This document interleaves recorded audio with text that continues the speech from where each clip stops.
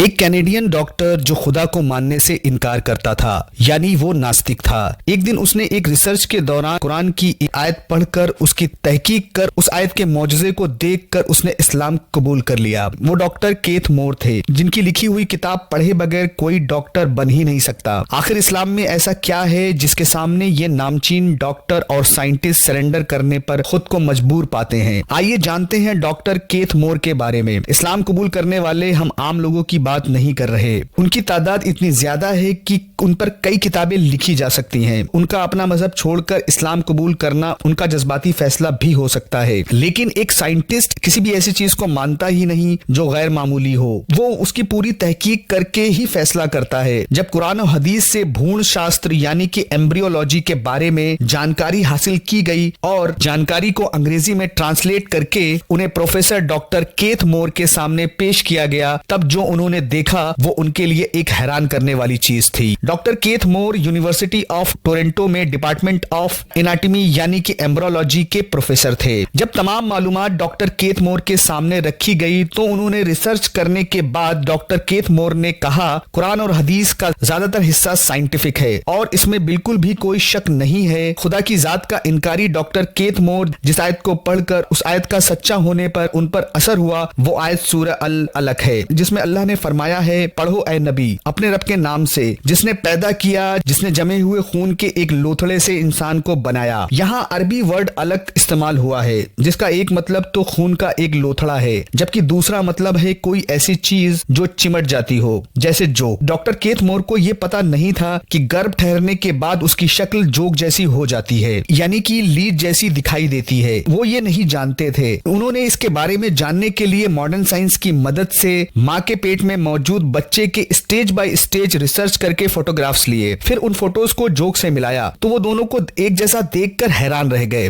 اسی طرح انہوں نے ماں کے پیٹ کے بارے میں اور معلومات حاصل کی جو قرآن سے تھی، جس کو وہ پہلے سے نہیں جانتے تھے۔ 1981 میں عرب کے شہر دمام میں ایک میڈیکل سیمینار میں ڈاکٹر کیتھ مور نے کہا تھا کہ میرے لیے بہت خوشی کی بات ہے، میں نے قرآن میں انسان کی پیدائش کے متعلق جو کچھ بھی لکھا ہوا دیکھا ہے، اس پر میں نے گہن ریسرچ کرنے کے بعد اب مجھے یہ معلوم ہو چکا ہے کہ یہ ساری جانکاری محمد صلی اللہ علیہ وسلم تک خدا نے ہی پہنچائی تھی، کیونکہ یہ ساری جانکاری کئی صدیوں بعد صحیح ثابت ہوئی۔ اس سے یہ ثابت ہوتا ہے کہ محمد صلی اللہ علیہ وسلم بنا شبہ خدا کے رسول تھے۔ ڈاکٹر مور نے اپنی کتاب تعمیر انسان کے تیسرے ایڈیشن میں الکا کے بارے میں جو بتایا ہے اور جوک اور الکا کی تصویریں ساتھ ساتھ دی ہیں، جنہیں دیکھ کر پہچاننا مشکل ہے کہ اس میں ایمبریو کون سا ہے اور جوک کون سی ہے۔ قرآن مجید دوسری زندگی پر دلیل دیتے ہوئے کس خوبی سے ایمبریو کی اسٹیجز کو بیان کر رہا ہے، اور ہم نے انسان کو مٹی سے پیدا کیا، پھر ہم نے اس کو نطفہ بنا کر ایک محفوظ جگہ یعنی ماں کے گربھ میں رکھا، پھر ہم نے نطفے کو خون کا ایک لوتھڑا بنایا، پھر لوتھڑے کو گوشت کی بوٹیاں بنائیں، پھر لوتھڑے کی ہڈیاں بنا دیں، پھر ہم نے ہڈیوں پر گوشت چڑھایا، پھر ہم نے اسے ایک نئی صورت دے دی۔ کرم کرنے والا تو وہ اللہ ہی ہے جو سب سے بہترین پیدا کرنے والا ہے۔ پروفیسر کیتھ مور نے حقیقت جاننے کے بعد کہا، ایمبریولوجی کے بارے میں قرآن و حدیث میں جو بھی معلومات دی گئی ہے وہ بالکل سائنس سے میچ ہوتی ہے، اور اگر یہ سوال مجھ سے آج سے 30 سال پہلے پوچھے جاتے تو شاید میں آدھے سوالوں کے جواب دینے کے بھی قابل نہ ہوتا، کیونکہ اس وقت سائنسی معلومات کی بہت زیادہ کمی تھی۔ پروفیسر مارشل جانسن کا نام امریکہ کے مشہور سائنٹسٹوں میں ہوتا ہے۔ ان سے جب قرآن کی ان آیتوں کے بارے میں بولنے کے لیے کہا گیا جو ماں کے گربھ کے اسٹیجز سے متعلق ہیں، تو شروع میں انہوں نے کہا کہ قرآن میں جو بھی ایمبریولوجی کے بارے میں بتایا گیا ہے وہ سائنس سے بالکل صحیح ثابت ہوا۔ انہوں نے کہا، ہو سکتا ہے محمد صلی اللہ علیہ وسلم کے پاس کوئی طاقتور قسم کا مائکروسکوپ موجود ہو، لیکن جب انہیں یہ بتایا گیا کہ قرآن تو آج سے 1400 سال پہلے آیا تھا اور مائکروسکوپ تو محمد صلی اللہ علیہ وسلم کے کئی صدیوں کے بعد ایجاد ہوا، تو وہ مسکرائے اور اس بات کو مانتے ہوئے کہا، پہلا مائکروسکوپ جو ایجاد ہوا وہ کسی بھی چیز کو 10 گنا سے زیادہ بڑھا کر نہیں دکھا سکتا تھا۔ پھر انہوں نے کہا کہ میں ایک سائنٹسٹ ہوں اور سائنس کے متعلق ہی اپنی رائے دیتا ہوں، اور میں جن چیزوں کو دیکھتا ہوں انہی کے بارے میں ہی کہہ سکتا ہوں۔ میں قرآن کے ان الفاظ کو سمجھ سکتا ہوں جس کا ترجمہ میں نے پڑھا ہے۔ محمد صلی اللہ علیہ وسلم جس جگہ سے یہ سب باتیں بتا رہے تھے، میں اس کو غلط یا جھوٹ ہونے کی کوئی دلیل نہیں پاتا ہوں۔ انہوں نے جو کچھ بھی لکھا وہ سب خدا کی طرف سے ہی تھا، کیونکہ قرآن میں موجود وہ ساری باتیں صدیوں بعد بھی صحیح ثابت ہوئیں۔ اس بات کا یہ ثبوت ہے کہ قرآن اللہ کی کتاب ہے۔ ویڈیو پسند آیا ہو تو لائک کرے، چینل کو اگر سبسکرائب نہیں کیا ہے تو سبسکرائب ضرور کرے۔